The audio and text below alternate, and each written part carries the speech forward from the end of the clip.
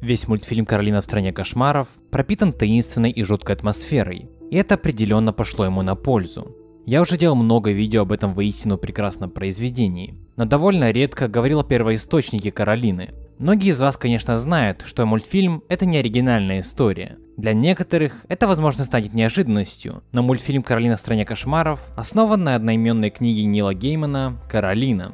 И этот первоисточник довольно сильно отличается от мультфильма 2009 года.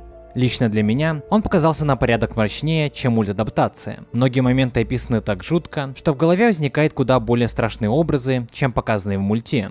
И сегодня для вас я сравню оригинальную книгу и мультфильм 2009 года. Так что вы сами сможете сделать для себя вывод. Мы начинаем. Оба произведения имеют одну примерно схожую сюжетную линию. Да и что уж, некоторые моменты совсем не отличаются друг от друга. Но все же часть сцен и аспектов разнятся просто кардинальным образом. Начнем, пожалуй, с самых очевидных и влияющих на продвижение сюжета моментов. Первым таким аспектом, конечно же, является вайби. В книге его вообще нет, а слова совсем. И это формирует дальнейшие различия между этими двумя произведениями. Если в мульте персонаж, с которым Каролина больше всего взаимодействует, является вайби, то в книге все совсем иначе. Мисс Пинк и Мисс Форсибл, например, играют куда большую роль в оригинале, чем в мульте. Они являются чуть ли не лучшими друзьями Каролины. Добавление же вайби в мультфильм немного разгрузило отношения Каролины с ее соседями. Этот парень присутствует в структуре мультфильма чуть ли не только ради продвижения сюжета. Как мне показалось, книга описывает события и атмосферу произведения на порядок мрачнее, чем это показывает мультфильм. Например, тот самый коридор из обычного мира в другой мир в первоисточнике является устрашающим и гигантским коридором. Вообще говоря, этот коридор в книге по факту является отдельным персонажем. Он живет своей жизнью. Нил Гейман в своей книге часто пишет, что Каролине кажется, будто бы дверь и коридор наблюдают за ней, будто бы они чувствуют все и понимают, что происходит. А теперь представьте, каково это жить в мрачном поместье, когда отдельный коридор в нем наблюдает за тобой. Одним из самых жутких и отличительных моментов оригинала от адаптации является следующее. В книге есть сцена, в которой Каролина просыпается ночью из-за каких-то звуков. В мультфильме это объяснено мышками, но в книге...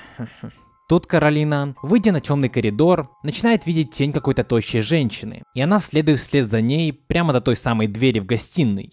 Затем она закрывает эту дверь и идет спать. Да уж, Каролина явно смелее, чем я был в свои 11. Во сне ей снятся какие-то темные силуэты с красными глазами, которые поют довольно-таки криповую песню.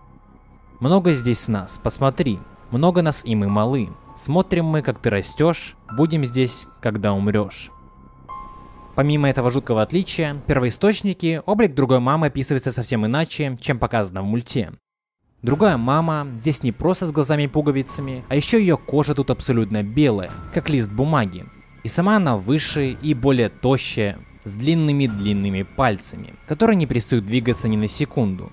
То есть другая мама изначально была похожа на нечто, показанное в конце мультфильма, только при этом у нее была чисто белая кожа. Если же говорить про само повествование, то оно разительным образом отличается в каждом произведении. То есть события, такими какими мы видим их в адаптации, идут в одном хронологическом порядке, а в книге совсем в другом. Например, в мультфильме Каролина то и дело перемещается между двумя мирами. Она часто отдыхает во втором мире, а потом возвращается назад. В первоисточнике это выглядит несколько иначе. Каролина от силы 2 раза посещает другой мир. Впервые, когда она встречает другую маму, и во второй раз уже с целью спасти своих родителей. Также, поскольку в книге у Каролины нет никакого друга, она побеждает другую маму иначе. В мульте она вместе с Вайби справляется с рукой другой мамы. В оригинале же, после того, как Каролина выбирается из другого мира и спасает своих родителей, она живет несколько недель с знанием того, что за ней следит рука другой мамы. Именно поэтому она не расстается с ключом от другого мира. Она спит с ним, принимает душ и так далее. То есть делает все, чтобы другая мама не смогла заполучить этот ключ. И в один момент она устраивает ловушку. Каролина выходит на пикник. Она разбивает свою простынку над открытым колодцем и ставит ключ прямо посреди него. Тем самым, когда рука другой мамы добирается до ключа, она просто проваливается в колодец. В книге также присутствует момент, когда дом начинает превращаться в какое-то плоское здание. Еще недавно он выглядел как фотография, а сейчас он был как небрежный рисунок, сделанный углем на серой бумаге. Еще, когда Каролина узнала о том, что другая мама хочет использовать ее, облик другой мамы стал совсем другим. Другая мама была огромная, ее голова почти касалась потолка и очень бледная, такого же цвета, как живот у паука. Волосы шевелились и закручивались, а зубы были острыми, как ножи. А теперь, пожалуй, я бы хотел поговорить про те аспекты, которые есть в книге, но которых не хватает мультфильму. Первым и, наверное, наиболее бросающимся в глаза будет то, что в книге отношения между Каролиной и остальными гораздо лучше показаны, и это демонстрирует один важный момент. В оригинале, когда Каролина решается отправиться в другой мир, чтобы спасти своих родителей, она рассказывает черному коту одну историю из своей жизни. Однажды Каролина с ее отцом гуляли по пустырю. В один момент ее отец услышал странный звук. Он крикнул Каролине, чтобы она бежала, а сам остался стоять на месте.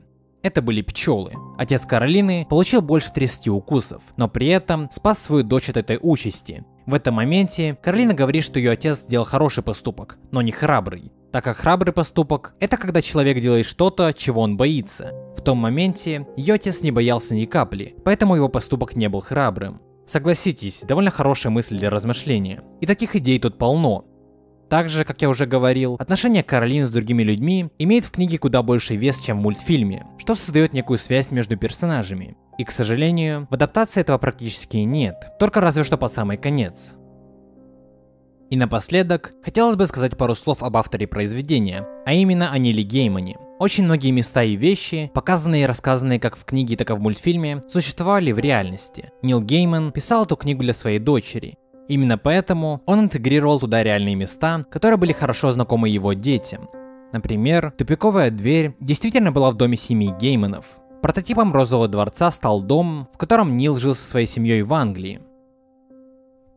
Оба произведения, как по мне, являются очень интересными и заслуживающими внимания. Мультфильм, как и книга, чудесно делают свое дело. Они заставляют задуматься, они заставляют ужаснуться, и при этом почувствовать это самое эстетическое удовольствие. Для меня оба эти произведения останутся любимыми. А на этом мы сегодня закончим. Поставьте лайк, если видео понравилось, а также не забывайте подписываться на канал и ставить колокольчик, чтобы не пропускать новые ролики. Всем спасибо за просмотр и еще увидимся.